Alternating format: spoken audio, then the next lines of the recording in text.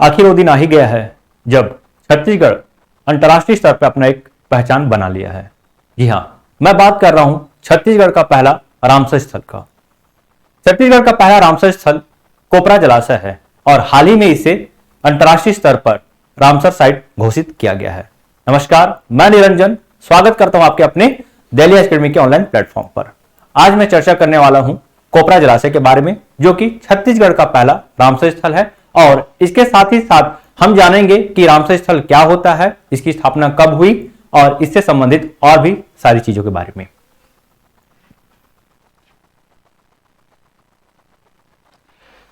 चर्चा में क्यों? जैसा कि आप जानते हैं कि 12 दिसंबर 2025 को छत्तीसगढ़ को पहला अपना रामसर साइट मिल गया है और इसकी घोषणा पर्यावरण, वन और जलवायु परिवर्तन मंत्रालय के द्वारा किया गया। साथ ही साथ अब हम देखते हैं कि पूरे भारत में कुल 96 रामसर स्थल बन चुका है। अभी हाल ही में 2 नवीन रामसर स्थल घोषित किया गया है, जिसमें से राजस्थान की सिलीसेड़ झील और दूसरा छत्तीसगढ़ का कोपरा जलाशय। तो इन 2 साइट को, आर्द्र भूमि को रामसर साइट के रूप में घोषित किया गया है।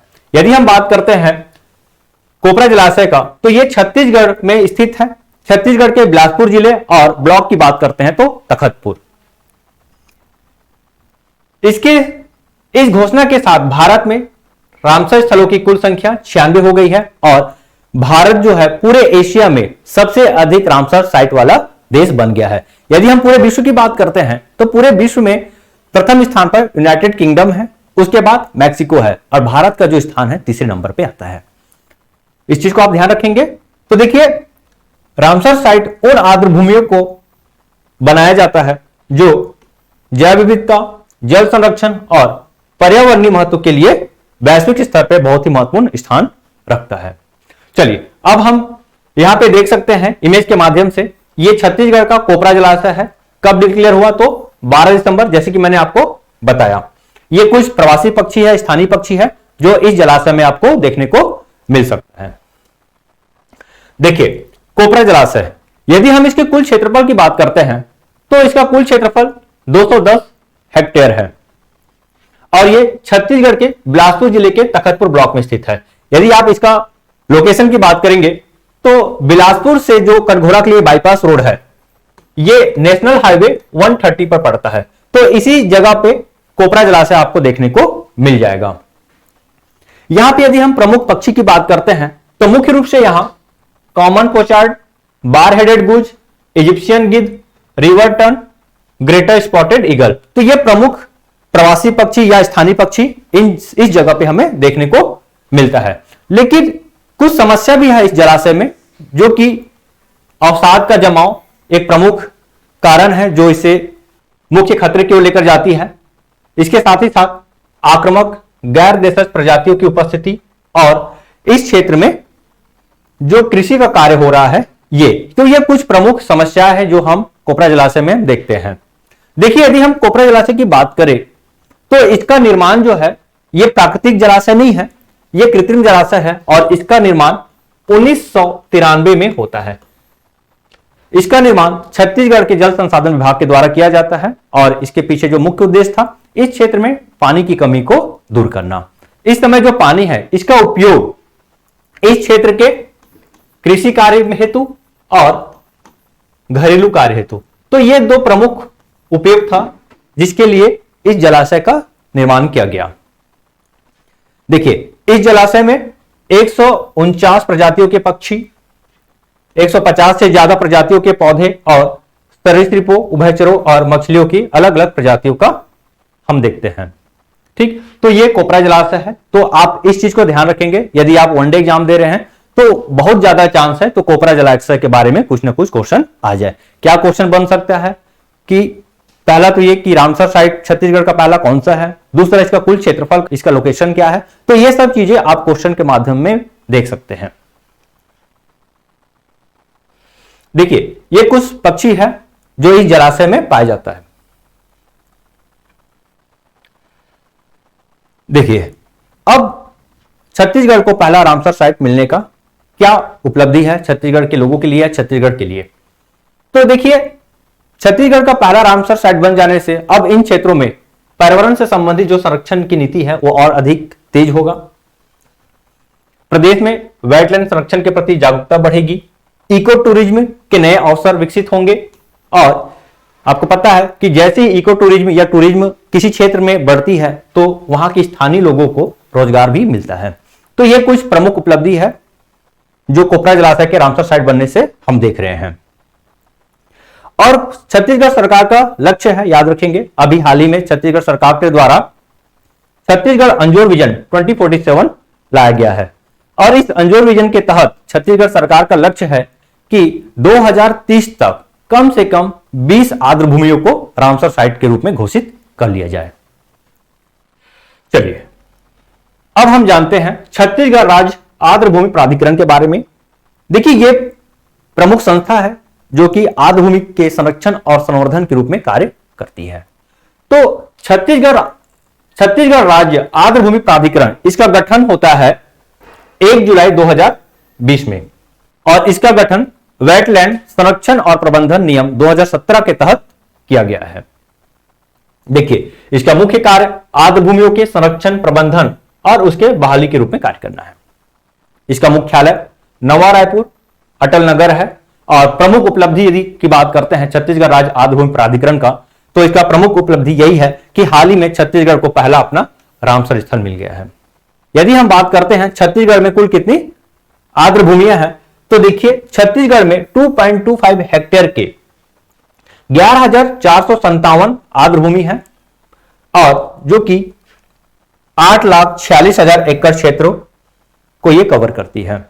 तो याद रखेंगे छत्तीसगढ़ राज्य आर्द्र भूमि प्राधिकरण, इसका गठन 1 जुलाई 2020 को होता है। छत्तीसगढ़ में वर्तमान में 11,000 से अधिक ऐसे आर्द्र भूमि हैं जिसे रामसर स्थल के रूप में चिन्हांकित किया जा सकता है।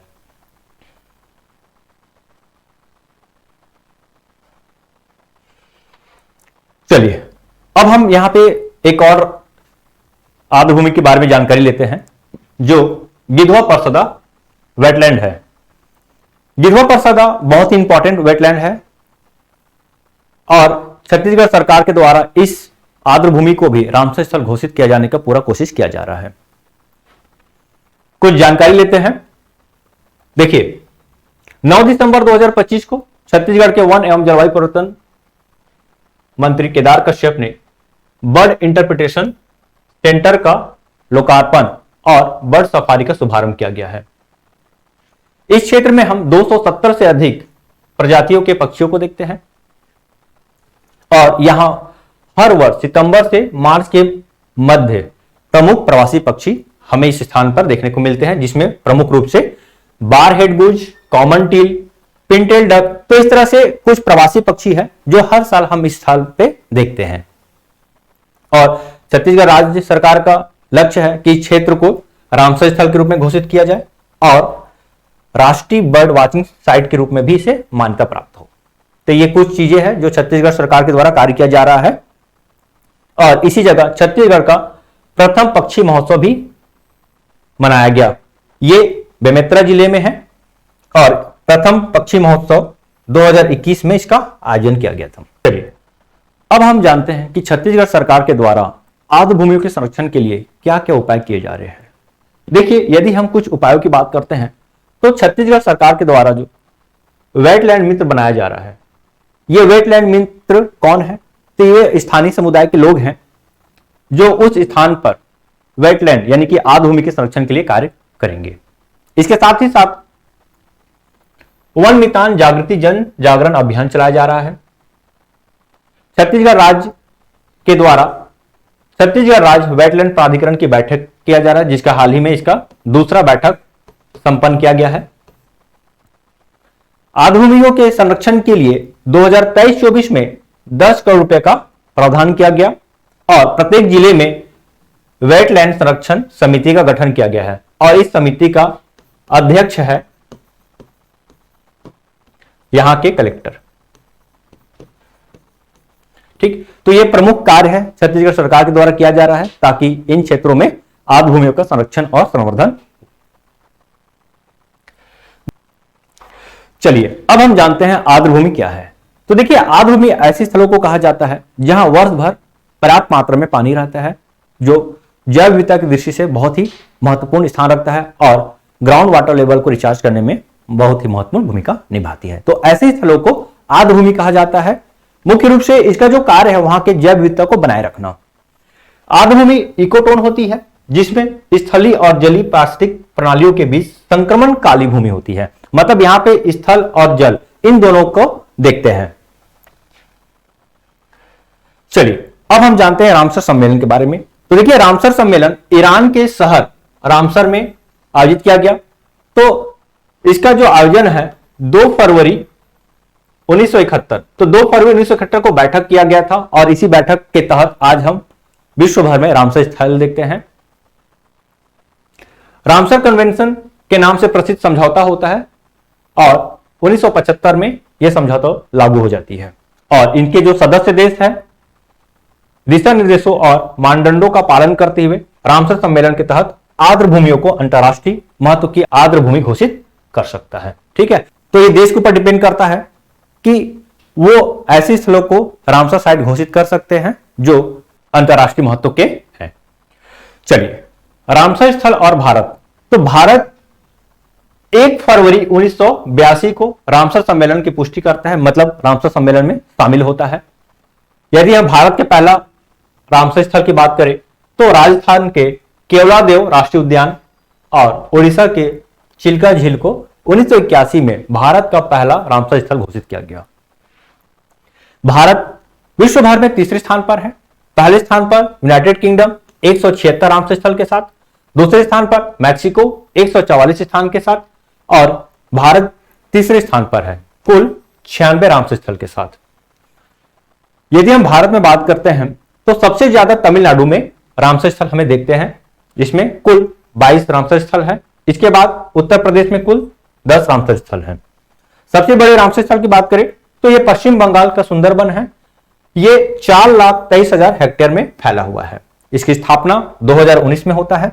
वही सबसे छोटे रामसर स्थल की बात करते हैं तो यह हिमाचल प्रदेश के रेणुका रामसर स्थल है। इसका कुल क्षेत्रफल 20 हेक्टेयर है। तो सबसे बड़ा पश्चिम बंगाल का सुंदरबन और दूसरा सबसे छोटा जो है यह हिमाचल प्रदेश के रेणुका रामसर स्थल है। इसका स्थापना 2005 में होता है। देखिए ये प्रमुख रामसर स्थल है। आप जो ग्रीन कलर में देख रहे हैं ये रामसर स्थल घोषित हो चुके हैं। इसकी कुल संख्या 96 है। इस तरह से भारत में कुल प्रमुख चिन्हांकित 1313 वेटलैंड है। तो दोस्तों आज हमने बात किया छत्तीसगढ़ का पहला रामसर स्थल जो कोपरा जलाशय है और ये छत्तीसगढ़ के लिए गर्व की बात है कि छत्तीसगढ़ को अब अंतर्राष्ट्रीय स्तर पर भी पहचान मिल चुकी है। तो वीडियो आपको कैसा लगा? तो यहीं तक था हमारा वीडियो आपको कैसा लगा कमेंट करके जरूर बताइएगा। वीडियो आपको पसंद आता है तो वीडियो को जरूर लाइक कीजिए और चैनल पर नए हैं तो चैनल को सब्सक्राइब करना बिल्कुल मत भूलिएगा। मिलते हैं नई वीडियो के साथ, तब तक के लिए धन्यवाद।